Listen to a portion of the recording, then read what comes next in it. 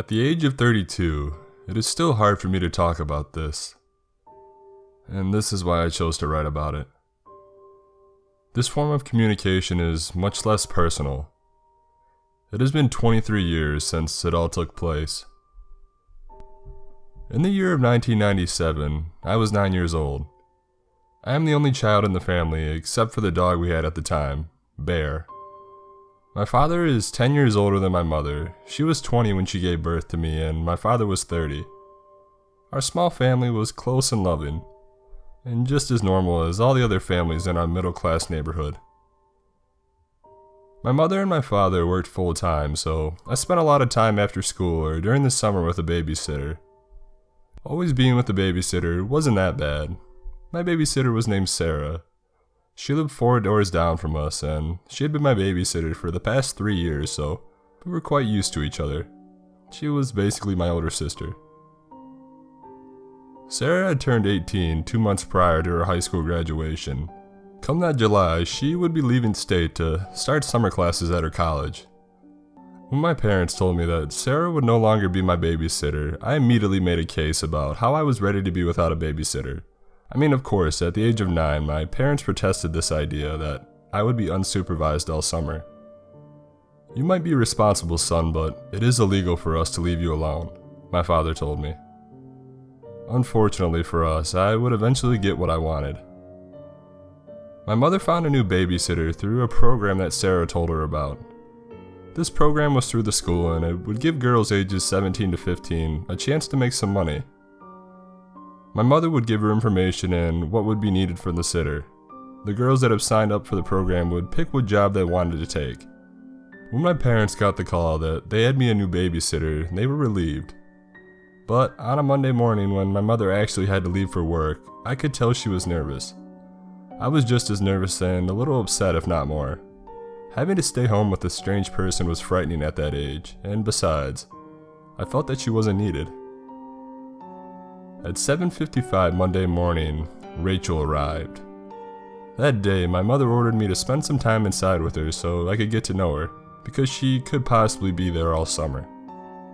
Being the good boy that I was, I did what she said. The first hour or so was kind of awkward. It consisted of me trying to avoid her by going from room to room as she followed and tried to ask me questions to break the ice. After realizing she would not leave me alone, I caved in and I started to answer her. Although most of the questions were short, she was still very nice and she always kept a smile on her face. After about an hour or two of getting to know each other, Rachel let me play some Sega while she did her homework.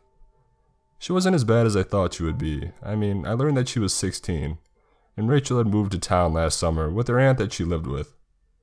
My mother was happy when she learned that it all went well and that Rachel and I got along. My mother also promised me that I didn't have to spend all day inside tomorrow, and this was good news to me. Within 15 minutes of Rachel's arrival on day 2, I left to ride my bike with my friend Dylan. She just smiled and she told me to be safe. I spent all day outside, getting home right before my mom and dad got off work. Once again, my parents were happy that the day went well. On day 3, everything started off normal. I was playing some Sega when Rachel came into my room. "Why don't you want to hang out with me?" she asked. I told her that I was just playing some games and that there wasn't really much else to do.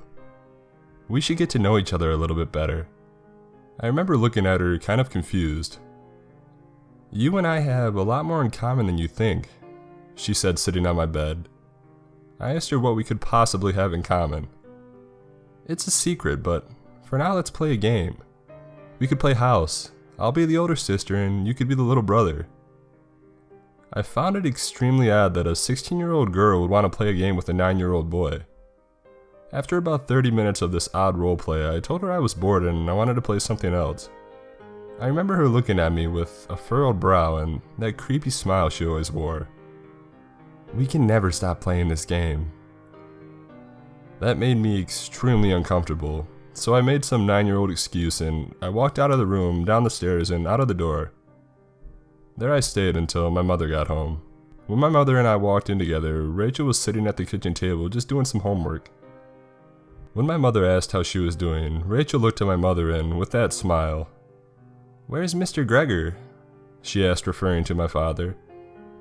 My mother must have thought it to be odd that a young girl was asking for her husband because I could tell that my mom hurried her out of the house. After ushering her out, my mother asked me what I thought of Rachel. I told her that I thought she was weird, and I told her about the game of house she wanted to play. Once again, I saw an opportunity and I made my argument on being home alone, but once again I was denied. On day 4, everything changed. Once my mother left for work, Rachel asked me if I wanted to go for a bike ride. No matter who she was, being 9, I thought it was a great idea. We rode through my block and down the main road for about a mile. At this point, I didn't know what was going on, and it seemed that she was taking me somewhere else. When we finally stopped, we were in front of a bunch of apartments. "You want to see my friends?" Rachel asked me. Without me answering her, she grabbed my hand and led me into the apartment complex. She took me to a door on the second floor and knocked on it. From behind the door, I could hear a man. "Who is it?" "It's me, Rachel." I could hear the man sigh.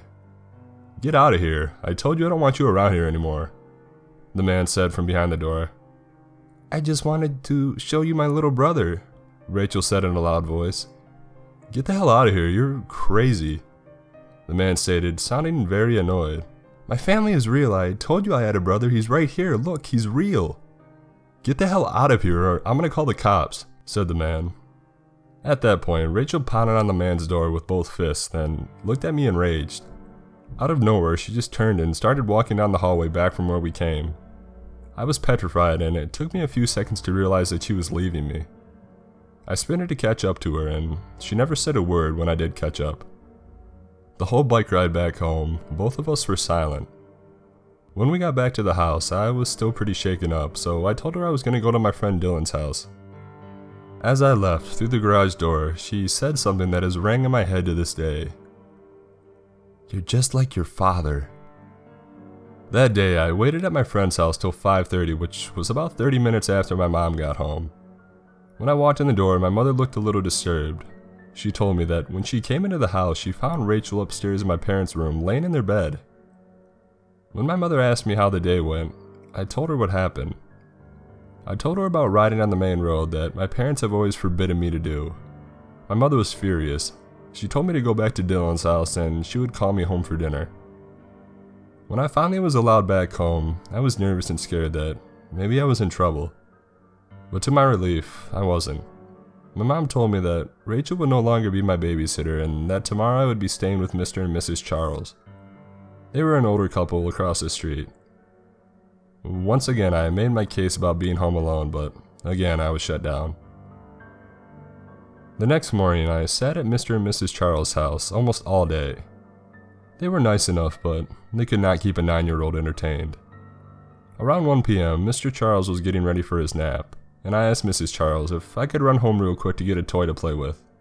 Reluctantly, she agreed, knowing that my mother told her not to let me leave, but she could tell I was dying of boredom. When I got into the house, I was kind of scared knowing that I was all alone. I ran upstairs immediately to my room, and when I opened the door, I was startled to see Rachel in my room. She was wearing that creepy smile again. I took a deep breath in horror and took a few steps back. She lunged forward and grabbed me. Being scared and 9 years old, I didn't know what to do. Rachel pulled out some rope that she found in our garage. She tied up my hands behind my back and tied my feet to the bedpost. After she realized I wasn't going anywhere, she relaxed a bit. She pulled out a small pocket knife from one of her pockets. For the next 3 hours, she proceeded to explain to me that my dad was also her dad. Between her crying and pacing back and forth, she said that our dad left her mother when Rachel was born for my mom. Rachel kept telling me that I took her family and that I was the reason she couldn't be happy. But I would pay. We just have to wait for our dad to get home so he knows what he has done. I was absolutely horrified. I couldn't yell, fight, or scream for help. All I could do was cry. I thought that I was going to die by this girl and her pocket knife. After sitting tied up for several hours, I thought all was hopeless. While Rachel was sitting on my bed with a blank stare in between her crying, I could hear what I thought was the sound of someone walking up the stairs. "La Palma Police, is there anyone upstairs?" At that exact moment, Rachel snapped up. I screamed louder than ever I have in my whole life. While I screamed for help, Rachel climbed behind me and put the knife to the side of my face. I could feel her heavy breath on the back of my neck. A police officer turned the corner of my room and pulled his gun out. He looked at both of us, and I could see the change in his face when he realized the situation. He slowly put his gun back in his holster. "Okay, what's going on here?" asked the policeman. Already crying, Rachel screamed, "I just want my family." About 20 minutes went by with the policeman trying to calm Rachel down. When 2 more cops showed up, Rachel's attitude changed. She got more aggressive and at this point was pushing the blade into the meat of my arm. All I could do was cry and whimper for help. In between arguing with the police, crying and waving the knife around, she would whisper to me, "It'll all be over soon." Without Rachel realizing, one of the cops moved into a position to where he could tase and subdue her without getting me hurt. The rest of the night I don't quite remember. All I can see is Rachel being tackled to the floor. I remember my mom and dad crying when I was cut free and on the way to the hospital for stitches. I had to get 6 stitches. My parents never talked about this summer, probably in hopes that it would be forgotten. But I could never forget what happened to me. At the age of 18, I asked my dad what he could remember from that night. I could tell he was uncomfortable about telling me, but said that I was old enough. What he told me made the whole situation worse. He said that the babysitter, Rachel's real name was Amanda.